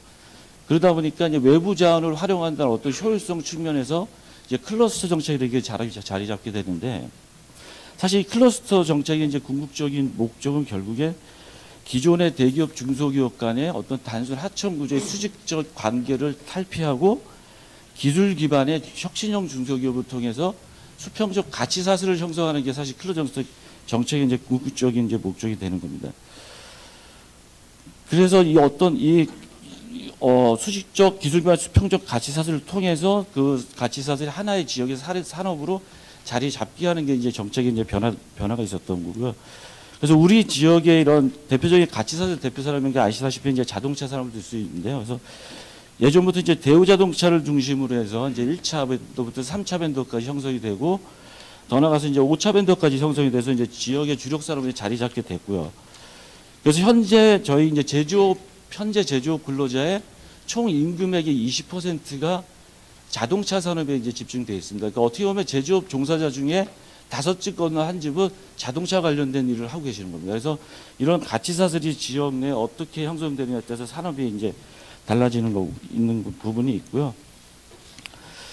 근데 이런 가치 사슬 속에 혁신형 중소기업의 역할이 상당히 중요한 의미를 가지고 있는데, 현재 아시다시피 최근 이제 GM 뭐 사태라까지는 그렇지만 GM의 이제 경영환경 변화라든가, 그다음에 경남 지역의 이제 조선업 위기를 통해서 어떻게 보면 이제 가치 사슬상의 최상위에 있는 그 앵커 기업들의 어떤 경영환경 변화에 따라서 지역에 사실은 가치 사슬이 완전히 이제 붕괴되는 그런 위기를 저희가 지금 계속 지켜보고 있는 상황인데, 근데 만약에 이런 가치 사슬 구조가 어떤 혁신형 중소기업에 의한 기술 기반의 수평적 구조로 이제 구성이 돼 있었다 그러면, 사실 물론 단기간에 어떤 또 악영향을 받을 수 있겠지만, 이런 혁신형 중소기업은 R&D 역량을 바탕으로 해서 어떤 사업의 다각화를 추진함으로 해가지고 중장기적으로는 사실 지역 가치 사슬이 흔들리지 않고 지역 산업 구조도 단단한 구조를 형성할 수 있다는 그런 장점을 좀 갖게 됩니다. 근데 물론 또 혁신형 중소기업은 제조업 내 가치 사슬 형성뿐만 아니라 잘 아시다시피 우리 지역의 이제 취약점이라고 할 수 있는 이제 뭐 특허 법률 컨설턴트 이런 지식 기반 서비스업들도 다시 동반 성장할 수 있는, 촉진시킬 수 있는 그런 어떤 혁신 주체가 될 수 있고요. 그 이제 많은 이제 분석자를 보면 혁신형 중소기업들이 매년 연평균 한 20-30%씩 급성장하는 그런 기업들이 상당히 많이 가지고 있는 걸로 알고 있습니다. 그래서 결국에 이런 기업들이 지역 경제에 기여를 하고 국가 성장도 이끄는 그런 걸로 나타나고 있습니다. 그럼 먼저 그러면 우리 인천 지역의 인천 혁신형 중소기업 실태를 한번 좀 살펴보면은, 물론 이제 R&D를 수행하는 기업 측면에서 이제 바라보게 되면 중소기업 중에 연구소를 운영하는 기업들이 약 30% 정도 비중으로 파악을 하고 있습니다. 저희는 근데 저는 사실 이것보다 훨씬 낮을 거라고 판단을 합니다. 그러니까 상시 전문 연구 인력을 두고서 한다는 차원에서 보면 저 30%부터 훨씬 낮은 수준이라고 보고 있고요. 근데 사실 이런 중소기업들이 이렇게 R&D를 사실 이렇게 주저하는 이유 중에 하나, 여러 가지 이유가 있겠지만 사실 R&D라는 게 아직도 고비용 저효율이라는 그 인식이 아직 좀 강하게 남아 있습니다. 이게 다시 말씀드리면 개발된 기술 개발서부터 제품화, 상용화, 사업화 이르는 단계까지의 그 불확실한 그 미래에 대한 투자가 이루어질 수가 없는 거죠. 특히 중소기업의 그 재무 환경으로 보면 더 투자가, 미래에 대한 불확실성의 투자가 어려운 구조로 되어 있고요. 그래서 사실 아까 윤 박사님도 말씀하셨지만 90년대 중반부터 인천 경제가 좀 침체에 있다고 말씀하셨는데, 저도 마찬가지로 사실 90년대 이런 혁신형 중소기업이 지금보다 더 인프라가 적었을 거라고 생각을 하고요. 그러다 보니까 결국에는 단순 가공 조립의 대기업 하청 구조 방식을 벗어나지 못한 것이 저희가 이제 90년대 중반부터 계속 산업이 성장이 침체되는 그런 것들이 원인이라고 보여지고 있고요. 사실은 그래서 주요 경제 지표가 뭐 GRDP나 부가가치액이 거의 4%대에 멈춰 있는 그런 지금 사실 정체된 상황입니다. 다행히 그나마 좀 고무적인 것은 최근에 수년간 여기 계시는 많은 간부 공무원님들이 뭐 기업 육성이나 기업 유치를 통해 가지고 투자 유치가 활성화되면서 다시 주요 경제 지표가 5% 재진입에 사실 목전을 두고 있는 상황입니다, 사실은. 그래서 저는 지금 우리 지역이 어떻게 보면 산업경제 제도약을 위해서 가장 중요한 시점에 와 있다고 좀 판단이 되어지는데요. 그래서 과거에 다시 그런 침체기로 돌아갈지 아니면 견고한 산업 가치 사슬 구조를 가지고 제도약할지 이게 중요한 시점이라고 보고 있는데 여기서 이제 핵심은 혁신형 중소기업을 우리가 이 지역에 어떻게 육성할지가 사실 가장 큰 과제라고 저는 생각을 합니다. 사실 그래서 정부에서도 혁신형 중소기업 육성에 위해서 많은 R&D 예산을 투자를 하고 있는데요. 사실 우리나라의 정부 R&D 예산이 적은 편이 아닙니다. 사실 GDP 대비 총 연구개발비는 전 세계적으로 1위에 해당하고 그다음에 이제 단순히 이제 규모 측면에서 봐도 미국, 일본, 독일, 이스라엘에 의해서 5위 수준에 있습니다. 상당히 높은 편인데 그 많은 R&D 예산이 각 지역의 이제 대학, 연구소, 기업에 이제 분배돼서 R&D를 수행하고 있는데 참 안타깝게도 이런 예산은 사실 우리 지역하고는 사실 좀 무관한 면이 있습니다. 사실은 우리 현재 그래서 우리 지역의 GRDP 대비 국가 연구개발 비중이 뭐 특정 지역에 뭐 치중된 면도 없지 않아 있지만 사실 1% 미만이기 때문에 좀 아쉬운 부분이 있고요. 그래서 사실 혁신형 중소기업을 육성하기 위해서는 R&D 작도가 우선적으로 확보가 필요한 부분이 있는데 조달 방식은 아까 말씀드린 자체 조달하는 방식, 정부 사업을 수주하는 방식, 지자체 지원 방식들이 있습니다. 근데 자체 조달은 아까 말씀드린 미래에 대한 불확실성으로 인해서 R&D 투자를 주저하는 상황들이고요, 기업들은. 정부 사업 유치 측면에서는 이제 규모 측면에서 워낙 작고, 이제 안타까운 것은 사실 앞으로도 이게 더 늘어날 사실 기미는 잘 보이지 않는다는 겁니다. 그러니까 잘 아실 겁니다. 인천이라는 지역이 어떤 수도권이라는 프레임, 또 균형 발전이라는 프로그램 속에 좀 갇혀져 있고요. 그 다음에 이제 아까 발표 자료도 있었지만 실질적으로 중소기업의 R&D를 지원해 줄 수 있는 혁신기관, 대학, 연구소, 뭐 공공기관 이런 혁신기관 수가 타 지자체에 비해서 현저히 낮은 수준입니다. 사실. 그러다 보니까 이 국비 사업을 유치할 수 있는 컨트롤 타워들이 상당히 부재한 부분들이 사실 중소기업의 R&D를 더 어렵게 만드는 그런 상황인데요. 그래서 결국에는 이런 어려운 상황에서 지금 지자체에서 많은 이제 기업들을 육성하기 위해서 자금들 지원해주고 이제 노력을 해주시는데 좀 더 지자체 차원에서 혁신형 중소기업 육성을 위해서 R&D 쪽에 좀 더 관심을 가져줬으면 한다는 좀 말씀을 드릴 수 있겠습니다. 그래서 사실 이런 R&D에 주저하고 있는 잠재적 혁신형 기업들, R&D를 주저하고 이런 기업들을 좀 R&D를 유인할 수 있는 어떤 마중물 역할을 좀 시에서 해주셨으면 좋겠고요. 결국에 이런 것들이 외부 환경이 흔들리지 않는 견고한 산업 가치 사슬로 해서 지속 성장 가능한 지역의 산업 생태계가 형성될 것으로 저는 생각되어집니다.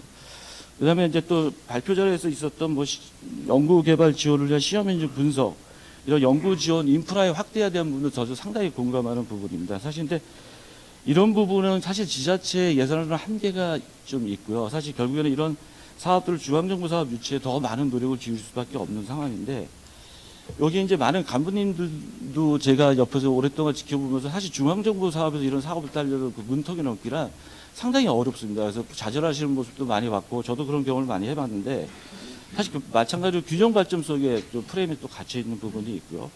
그 다음에 이제 또 안타까운 건 지역 특별 회계라는 예산으로 인해 가지고 사실은 지방에 그동안에 전략산업이라는 또 전략산업에서 어떤 세부 과제 차원에서 전국에 유사한 인프라가 구축되었고 지금도 사실 계속 구축되고 있습니다. 그런데 사실 저희는 결국에 중앙정부 문턱을 넓으려면 그 타지자체하고의 차별성이 뭐냐 라는 그 문턱을 넘기 상당히 어렵습니다. 여기 많은 공무원들이 경험을 하셨던 부분들이고요. 그래서 그럼에도 불구하고 우리가 차별성 있는 과제를 계속 발굴하려면 이제 지역의 이제 전문가라든가 사냥원관이 모여서 같이 그런 아이디어를 발굴할 수 있는 국책사업 유치 기획단이라는 어떤 뭐 같이 그런 거라도 뭐 해서 좀 활성화시킬 필요가 있지 않나 그런 생각입니다. 네, 이상입니다.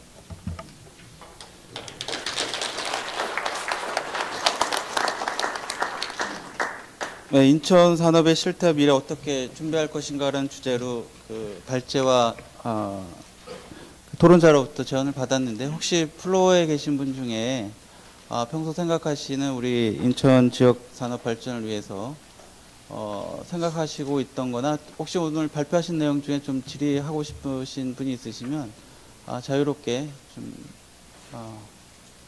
말씀을 해주셨으면 감사하겠습니다. 잘 들었습니다. 예, 경기지청 투자지원부장 최종류입니다. 저는 이제 대기업에서도 근무를 해봤고, 또 이제 부동산 디벨로퍼로도 잠깐 활동을 해봤고, 지금은 현장에서 이제 기업들 많이 접촉하면서 영업본부장으로 뛰고 있는데요.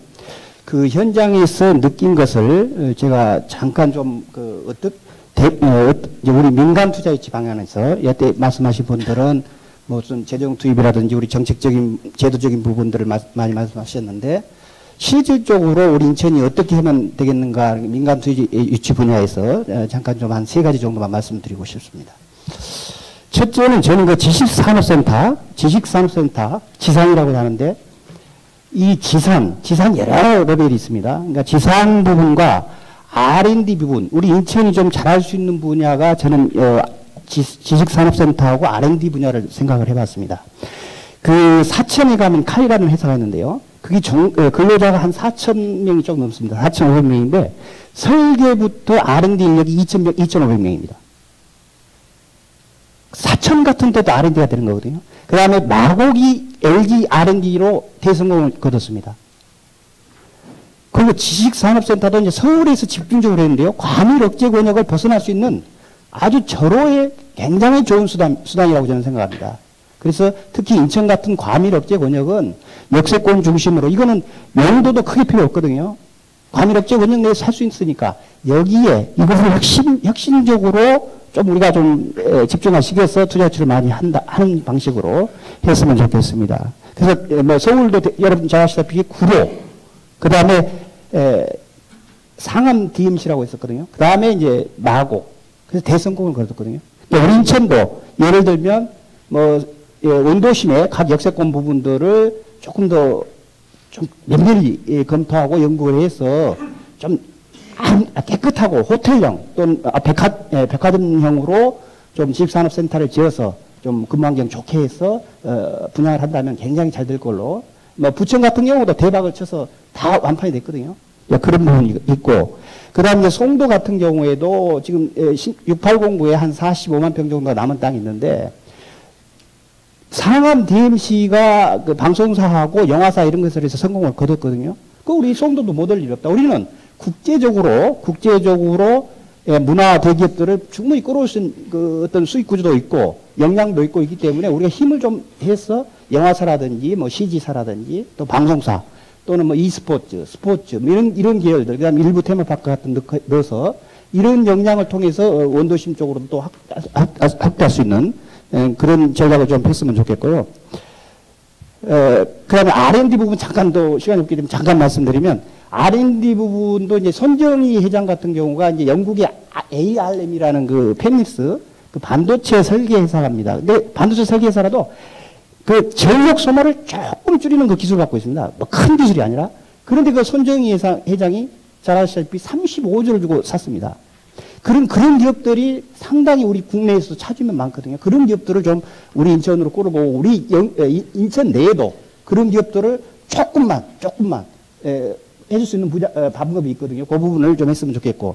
두 번째는 이제 우리 투자 유치 기법 중에 일반적인 기법인데, 좀 아까 앵커기업을 왜 전략적으로 유치를 하고 앵커기업만 유치를 해놓고 나머지 기업들이 스스로 올 수 있도록 하는 전략. 그건 일반적인 투자 유치 기법 중에 하나입니다. 그런데 판교도 처음에 파스테르 연구소라고 그러니까 한 4,000평을 줬는데, 부지 무료 공짜, 그 다음에 1,500억, 2,000억 정도를 무료로 제공을 했습니다. 그러니까 무슨 파스테르 연구소가 들어오자 보니까 다 모이는 거예요. 우리도 마찬가지예요. 우리도 송도도 세츄리온과 삼성 같은 경우가 들어오니까 지금 머크니 생고방이니 아지노모토니 전 글로벌 기업들이 거기 납품하려고 또 거기하고 연관기업 하려고 다 들어오는 겁니다. 그러니까 우리는 좀 선택과 집중을 해서 앵커기업 위주로 해서 그 앵커기업에 대해서 부지 무료 제공, 그 다음에 용도 변경, 그 다음에 용적률 변경, 이런 우리 지방자치대가 지방자치가 할 수 있는 모든 권한들을 재정 투입하지 않고 해서, 그것도 감사시도도 이렇게 하지 않고 그런 방식으로 해서 집중적으로 했으면 좋겠다는 말씀을 드리고요. 마지막으로 세 번째는 이런 이제 중소기업에서 했던 방법인데요. 그 부동산에서 디벨로퍼가 있고 우리 도시재정에서 뭐 퍼실리테이터라든지 활동가들이 있다면 우리 산업에서도 산업 디벨로퍼들이 이 활동을 하더라고요. 산업 디벨로퍼들이 어떤 역할을 하냐면요. 어떤 기업이 인재가 부족하다 그러면 그 기업에 인재를 갖다가 물어주는 겁니다. 예를 들어서 지금 부천에 모기업이 있는데요. 부천 모기업이 좀 힘들었습니다. 그런데 러시아에 옛날에 그 핵무기 개발한 그 좀 중국 기술자를 붙여줬더니 거기서 조금의 어떤 혁신이 일어나갖고 지금 부천 모기업이 엄청 잘 되고 있습니다. 이런 거라든지 또 예를 들면 우리 그 송도에 보면 피트라는 그 미국 파슨스 스쿨하고 양대 산맥을 이루는 디자인 스쿨이 있는데 피트가 이제 패션으로서는 세계 최고거든요. 이런 것을 이제 몇 분들이 디벨로퍼 역할을 하면서 우리 부평이라든지 계양이라든지 우리 주안이라든지 동인천 상가에 동대문과 남대문과 같은 문화 어떤 그 클러스터를 만들어 보겠다. 이것을 시에서만 조금만 도와준다 그러면 왜 동대문과 남대문 같은 우리 그 문화 제조, 패션 제조를 할 수가 없을까? 이런 것들이거든요. 그래서 마케팅도 좀 활성화시키고 기업 유치도 활성화시키고 이런 부분들을 그 산업 디벨로퍼들을 좀 많이 활성화시키는 전략 이런 것도 상당히 중요하다 이렇게 생각합니다. 할 말은 많지만은 시간상 이만 줄이겠습니다. 왜 안 해요? 본인이 하면 돼요. 아니 하는데 이제 그 제가 그런 역량은 그 문제가 있더라고요. 이제 중간 계급이다 보니까 이것을 치고 나갈 수 있는 그런 건 잘 안 되더라고요. 아닙니다. 물론 우리 청에서는 그렇게 하고 있습니다. 아닙니다. 제가 보고도 보드린 것도 있지만 당연히 보고 드린 것은 우리 청에서는 하고 있습니다.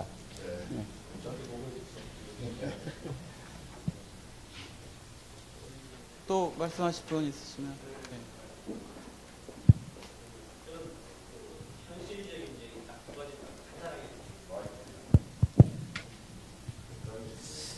예, 지금 우리 시가 전국 최초로 그 중소기업 지원 기관인 3개의 기관을 아마 통합을 했습니다. 근데 이게 사실은 통합이 목적이었지 통합 이후에 액션이나 플랜이 없었던 것 같습니다. 그래서 제가 보기에는 현실적으로는 이 기업 지원 기관인 지금 TP를 제 개인적으로는 좀 맨파워를 좀 강화하는 게 결국은 사람이다 그런 측면에서 TP 원장부터 시작해서 기존에 좀 맨파워를 좀 강화했으면 좋겠다는 말씀 하나 하고요. 그리고 우리 인천시의 경제 산업 분야에 과연 우리가 예산이 얼마가 되는 건지 제가 알기로는 약 1,000억이 조금 넘는 걸로 알고 있습니다.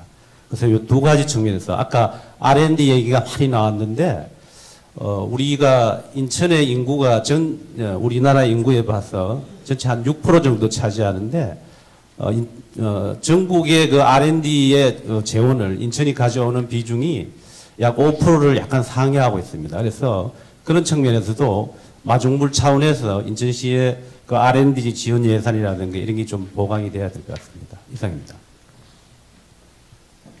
네, 그 시간 관계상 좀 정리를 하고요. 시장님 마무리 말씀 들으면서 정리를 할까 합니다. 예, 하여튼 이 간부회의에서 참 한정된 시간 가고 하기에는 굉장히 큰 주제 같아요. 예, 그래서 오늘은 이제 마중물이라고 생각합시다 하고 제가 보기에는 이제 제가 이 문제에 느끼는 것은 이거 같아요. 종합적인 그림이 없다 저는 이렇게 봐요. 제 가장 큰 문제가. 이제 뭐냐. 그러면 우리 지금까지 산업 문제에 대해서 우리 인천광역시 지방정부가 내일이라고 과연 생각했느냐. 중앙정부가 해주는 자금 내려오면 집행하고 이런 정도의 수준을 제가 국회의원 8년 동안 지켜봤지만 7년 동안 지켜봤지만 거의 그 이상의 일들은 제가 하는 것을 보지 못했는데 하여튼 종합적인 게 없다. 그러니 시 정부 자체도 이걸 내일이라고 생각하지 않으니까. 그러니 거기에 따라서 계획이 만들어질 리도 없는 거고, 계획을 만들기 위한 진단이 체계적이고 종합적으로 이루어질 리도 없는 거고. 그러니 오늘같이 이렇게 훌륭한 분들을 모셔서 잠깐의 시간 동안에 얘기를 들을 수 있는 이런 체계적 가버넌스도 구축되어 있지 않는 거고. 그러니 어디서 뭐가 새고 뭐가 되는지 이런 것들을 저는 지금까지는 코끼리 다리 만지듯 문제 생길 때마다 단편적 대응 이외에는 할 수밖에 없는 그런 구조를 가지고 온 거다. 구조적 문제라고 저는 진단을 하고 싶습니다. 그러다 보니 사실 요새 기분 좋은 소식이 있어요. 시장으로서는 보면 4분기 연속 내내 전국에서 취업률 1등이래요. 청년 취업률이. 그리고 되게 취업률이 높으면 또 우리 인천은 계절적 요인에 따라서 이 구조적으로 실업률이 또 높아지는데 요번엔 또 실업률도 가장 낮다는 거예요. 그래 왜 그렇습니까? 아무도 답변을 아직 안 해줘요. 오늘 제가 인천 연구원장님한테 부탁드려서 오늘 말씀을 듣겠지만, 그러니 지표나 지수 같은 게 없어요. 없어요. 어떻게 그런 진단을 내리고 할 건지에 대한 그런 얘기들이 없어요. 근데 제가 오늘 우리 윤석진 박사님 이 분석, 그다음에 우리 김현종 본부장님 말씀, 이런 것들을 단편적으로만 이렇게 들어도 굉장히 도움이 되는 굉장히 그런 통계들이거든요. 그런 것조차가 주기적으로 논의되고 하는 것이 없더라. 저는 여기에 원인이 있다고 봐요. 그러니 우리가 R&D가 부족하고 이런 얘기들에 관해서도 그러면 구체적으로 어디가 부족한 거고, 그럼 제가 보기에는 우리 지역 대학의 기여도나 이런 게 너무 없다고 봐요. 그리고 창조경제혁신센터라고 전 정부가 만든 거지만 그걸 중심으로 지금 하게 돼 있잖아요. 또 혁신활동이나. 과연 어떤 기업이 들어와 있는지, 그 기업의 속성이 어떠냐, 이런 것도 굉장히 큰 요인이 저는 된다고 보거든요. 그러니까 뭐가 새는지 진단조차 할 수 없는 우리가 그런 구조를 가지고 지금까지 해온 거 아니냐에 대한 그런 반성을 해요. 그래서 제가 오늘도 학대간부회의 자료나 이런 걸 좀 올렸으면 좋겠다 생각하는 게, 아마 여기 계신 우리 공직자의 상당수도 저 간부회의 하면서 왜 이런 회의를 하지? 라고 생각하실 분도 저는 많다고 생각해요. 그러나 이거는 정말 우리가 기본적으로 이 문제를 해결하지 않고는 저는 우리 시민들께 웃음을 드릴 수 없다고 생각합니다. 이 먹고 사는 문제가 되면서 그 다음에 2차 복지로, 이게 1차 복지거든요, 사실은. 또 그리고 가장 자발적이고 활력을 키울 수 있는 복지 쪽인데, 이쪽에 대해서 우리가 체계적으로 접근하지 않으면 안 된다고 생각해요. 그래서 제가 오늘 이 문제를 여기다 올리고 간부회의에서 이것을 전 시 공무원들이 나의 문제로 인식하는 계기로 삼았으면 좋겠다라는 취지에서 이 오늘 회의를 하는 겁니다. 그리고 솔직히 그래서 지금 이런 거를 좀 종합적 계획도 만들고 싶고, 그 다음에 가버넌스도 만들고 싶고, 진단도 하고 싶고, 지표 지수도 만들고 싶고, 그래서 사실은 제가 그거를 일자리 위원회라는 걸 좀 만들자. 그리고 거기에 아주 세부적 분과의 전문가들을 딱 배치해서 이거를 시장이 주기적으로 열고 거기에서 실질적 토의가 일어나고 결정하고 좀 다 같이 매진하고 이런 체계를 만들자 하는데 꽤 시간이 가요. 이유는 그동안 안 했고 사람이 잘 없어요. 진짜.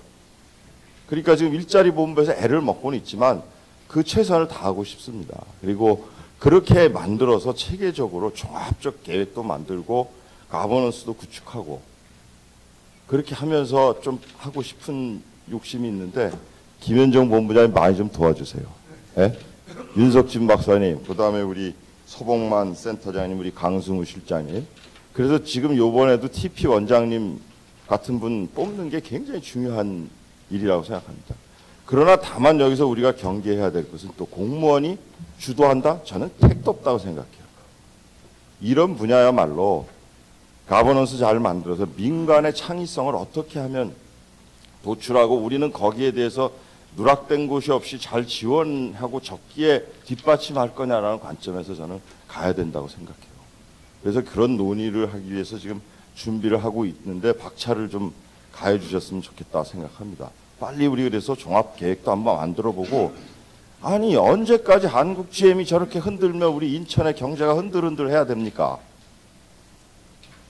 그렇지 않습니까? 거기에 대해서도 저는 우리가 이런 방향으로 또 뭐 대체할 수 있는 뭐 이런 그림들도 가지고 있다면 우리가 이렇게 무시받을 수 있겠습니까? 그래서 이런 관점에서도 좀 시급하게 우리가 좀 일자리위원회 만들고 종합계획 만들고 지표 지수 만들고 그다음에 또 전문가들 좀 수시로 좀 모셔서 이렇게 좀 학습하고 토론하는 이런 그 절차를 좀 밟아갔으면 좋겠다 하는 좀 부탁을 올리고요. 그다음에 이제 우리 내부 얘기 좀 하겠습니다. 예. 외부에서 오신 손님들 죄송합니다. 예. 그다음에 우리가 아까 워크숍 한 거 봤는데, 야 이거 시장이 참 큰 장애 요인이 되고 있구나 이렇게 생각도 듭니다. 신청사 건립 문제 이런 건데요. 저도 빨리 짓고 싶어요, 운동장에. 그러나 우리 공직자라는 것은 저는 항상 시민의 신뢰를 얻지 않고는 아무런 일도 할 수 없다고 생각합니다. 저는 올해 20% 미내로 우리 본청 부채 좀 내려갈 줄 알았는데 딱 달랑 걸려버렸어요. 20.1%가 돼요.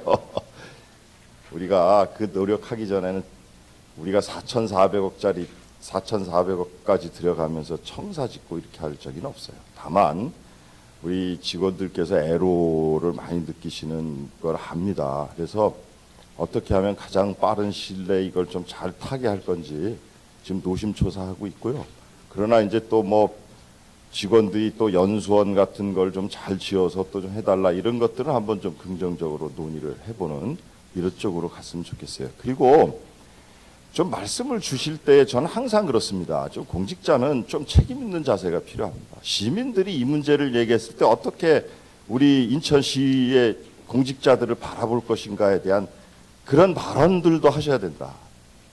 저는 오늘 여기 몇 가지는 시민들 보시면 굉장히 짜증내실 이야기들이 너무 많다 이렇게 생각해요. 그래서 우리 소방공직자들이 국민들의 신뢰를 받아서 가장 기회 때마다 지금 이렇게 도와주시듯이 우리 공직자들이 먼저 내가 어떤 자세로 지금 일하고 있는가에 대한 그런 생각들 하시면서 발언하시고 좀 이랬으면 좋겠습니다. 그런 부탁도 좀 각별히 좀 드리고 싶고, 하여튼 그 제시된 의견에 대해서는 제가 이거는 뭐 수시로 한번 진도를 체크해가지고 우리 공직자들이 행복해야 시민이 행복하기 때문에 그런 관점에서 열심히 노력하겠습니다. 그러나 우리 공직자들도 내가 정말 과연 시민을 위해서 최선을 다하고 있는가에 대해서는 항상 좀 생각해 주시는 그런 좀 계기가 되었으면 좋겠다 이렇게 생각합니다. 그리고 올 한 해 이제 마무리할 시점인데 요새 뭐 상도 엄청 받아오시고 그래요. 고맙습니다. 다 여러분들 애써주신 덕분이고, 단 이제 또 청렴도는 또 한 단계 떨어졌더라고요. 네, 그런데 이런 모든 것들을 기분 좋다라고 하지 말고 좀 한번 더 내가 왜 이런 걸 받았지 하는 그런 세부적 지표나 지수들에 대해서도 한번 점검을 좀 해봐 주시고 계속 이제 잘 이제 발휘했으면 좋겠고, 또 부족한 것, 특히 청렴도 같은 경우는 아주 구체적으로 실행 방안까지도 한번 점검해서 부족한 거는 좀 그대로 좀 나갔으면 좋겠다고 생각합니다. 그리고 내년 사업계획 같은 경우 오늘 이런 논의들 같은 것도 잘 감안하시고 정말 시민들이 체감하실 수 있는 그런 것들, 그리고 저한테 보고나 이런 거 불필요한 일은 많이 줄이시되 이 업무 보고는 좀 밀도 있게 그렇게 계획을 좀 마련했으면 좋겠어요. 시민들의 생활을 개선해 드릴 수 있는 아주 직접적 이런 그런 정책들을 좀 잘 다듬어 주시고 또 토론하는 기회를 가졌으면 좋겠습니다. 예, 마지막 달이니까 하여튼 올 한 해 수고 많이 하셨고 내년이 황금 대제입니다. 그러니까 여러분들 좋은 꿈 꾸셔서 여러분들이 잘 돼야 또 우리 인천 시민들이 잘 행복하시니까 그랬으면 좋겠고, 오늘 외부에서 와주신 우리 귀한 말씀 주신 네 분께도 감사드립니다. 고맙습니다. 예. 이상으로 확대 감배 마치도록 하겠습니다.